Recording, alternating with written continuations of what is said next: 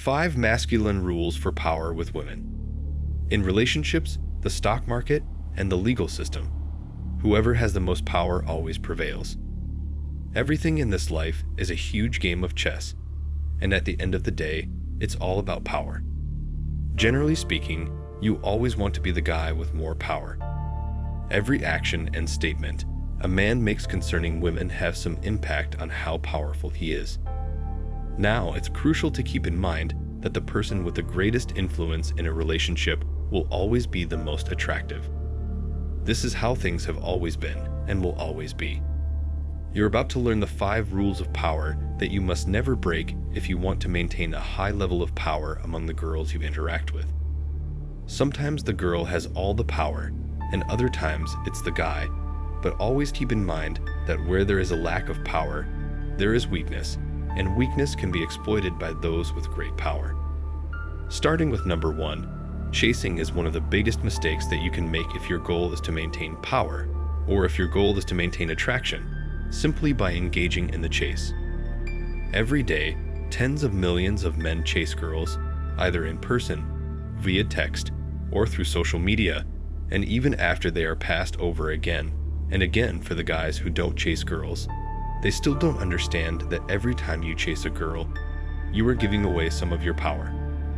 Every time you engage in the chase, you are subtracting from your total level of power. Therefore, actions like approaching her, conversing more than she does, writing longer and more frequent texts, sending her more texts than she is sending you, complimenting her, and just expressing interest are things that guys frequently do while pursuing girls without even realizing it. However, most high-value men, as a result of their immense prestige and influence, don't even need to approach women because they are generally pursued by them. Starting with some chasing is reasonable, but after the initial chase, all you're trying to do is wait for a bite before reeling it in. This is similar to casting a fishing line. Guys with good tactics can extend things with the girl without chasing her nonstop. Ideally, you want to slightly tip the power in your favor, because if it's too much in her favor, you start to lose her attention. And if it's too much in your favor, you've essentially turned into a hustler. And while that was Andrew Tate's preferred tactic, you can be sure that it is not the best one for the majority of men. Number 2, investing in her. When you make an extra effort to meet up with or remain in touch with a girl, whether in person or by text, what you are doing is investing. It is like me going to the store and spending $10 on a shirt that only costs $5. The shirt would finally find me unattractive and leave me.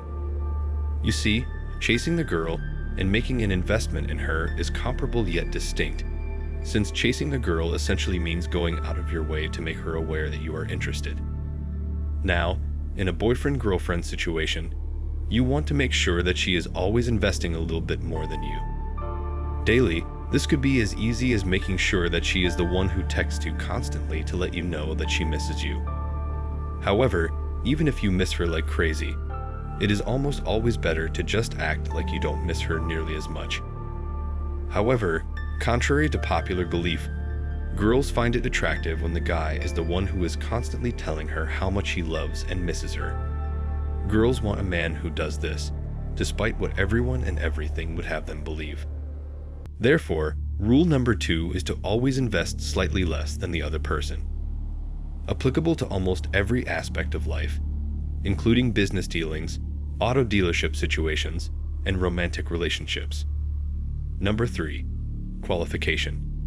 Some of you guys might find it hard to believe this, yet most guys already break this rule before they even meet a girl.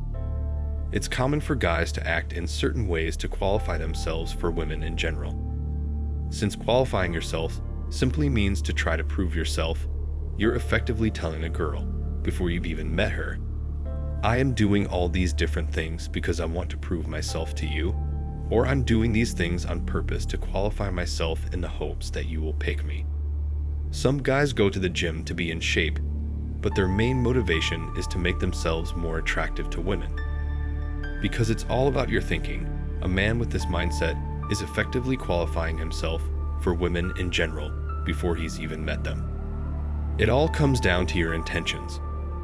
If you truly believe that the only reason you are working out is to get stronger because boys used to tease you when you were younger, and you want to be sure you can protect yourself in an emergent situation, however, you should always aim to be the dominant guy.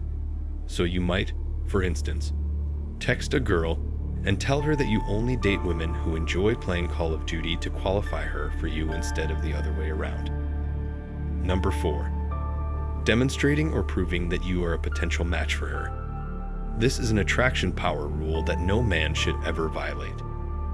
Girls should be taking action to demonstrate why they are a good fit for you if you are a high-value man, a man with alternatives, or at the very least a man who looks to have many opportunities.